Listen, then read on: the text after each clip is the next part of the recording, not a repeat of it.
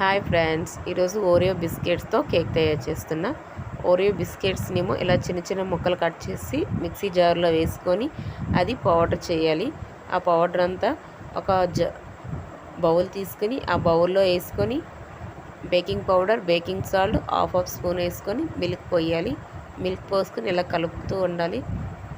అది బాగా కలపాలి ఉండలు లేకుండా. ఇలా కలుపుకుంటూ కొంచెం పాలు సరిపోలేదు, మరి కొంచెం పాలు వేస్తాను చూడండి. కొంచెం పాలు పోసుకొని ఇవన్నీ మళ్ళీ కలుపుతున్నాను. ఇలాగ పలుచగా రావాలి. ఇది తయారైపోయింది. పక్కన పెట్టుకొని ఇప్పుడు స్టవ్ ఆన్ చేసుకొని వెడల్పు గిన్నె తీసుకొని అందులో ఇంకో గిన్నె పెట్టుకొని అదొక వేడవ్వాలి. ఈలోపు ఇంకో బౌల్ తీసుకొని ఆ బౌల్కి ఏమో నెయ్యి రాసుకొని ఈ కలిపిన మిశ్రమం అంతా అందులో పోసుకొని ఇగోండి ఇలా పెట్టుకుంటున్నాను. 40 మినిట్స్ అయ్యాక కేక్ ఇలా చెక్ చేసుకోవాలి. చూడండి, చాక్ పెట్టి చెక్ చేస్తే అది ఉడికిందో లేదో మనకు తెలుస్తుంది. చూడండి, 40 మినిట్స్ చెక్ చేశాను. కేక్ తయారైపోయింది. చాలా చాలా బాగుంటుంది. చూడండి కట్ చేస్తాను. చూడండి ఎంత స్మూత్గా ఎంత బాగా వచ్చిందో.